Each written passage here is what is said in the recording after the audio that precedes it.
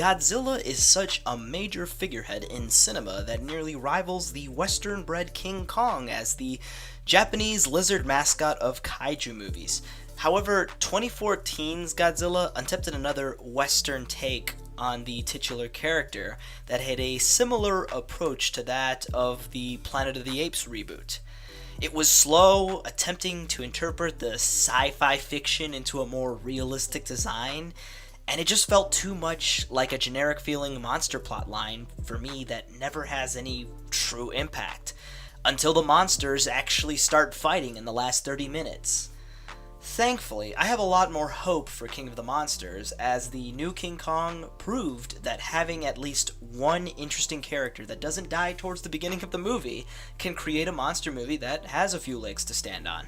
The trailer really shows off the monsters, which are the real stars, especially since the performances and human stars they bring along in this outing don't feel as exciting as, say, Bryan Cranston's stellar 20-minute performance in the last film.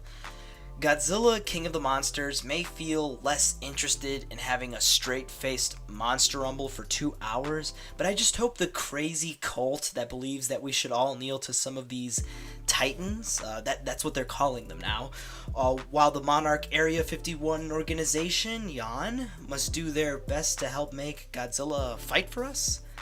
Okay, this is at least a lot more loose and interesting than No Name Marine number 100, but let's hope it all doesn't try too hard to pull a Pacific Rim, only to feel like the overall consensus for Uprising. And maybe one day I'll finally see a homage to my favorite classic Godzilla scene. Roll the clip.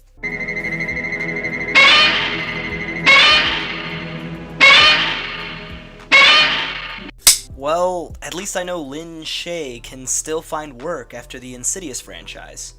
As for the rest of the movie, I'm hoping that Jeff Riddick can flex those creative muscles and make something as novelty and interesting as his memorable Final Destination franchise.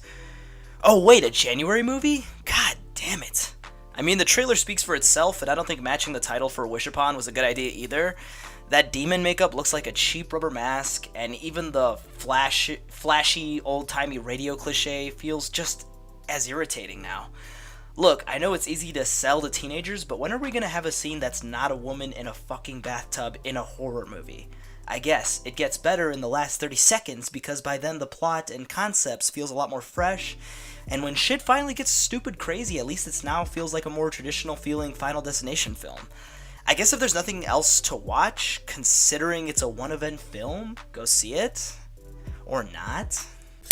First a Breaking Bad movie, now this? I don't know anymore. I think TV shows that get movies feel like a weird experiment, that are just easy money and have almost no consequences for anybody. It's for the fans, but if you wanted to see it without watching the show, you should be able to watch it without feeling lost. Plus, there's always a chance the movie was supposed to be the end of the show, only for the show to go forward and completely ignore the conclusion they were shooting for. In fact, they are no different than anime movies that are considered non-canon to the plot surrounding an anime TV series. It's just there for money. I mean, bringing back the cast and writers for the show is promising, but I just don't see the appeal they are going for in a general audience kind of way, especially for a TV show that aired from 2010 to 2015. The trailer, teaser, shows nothing more but iconography for familiar fans, and being the person who saw the first episode, I think the drama and humor could be adapted well into a screenplay. But I just hope the runtime and general format of film structure can work for such a long-standing series. Not just for the fans, but for everybody else at least.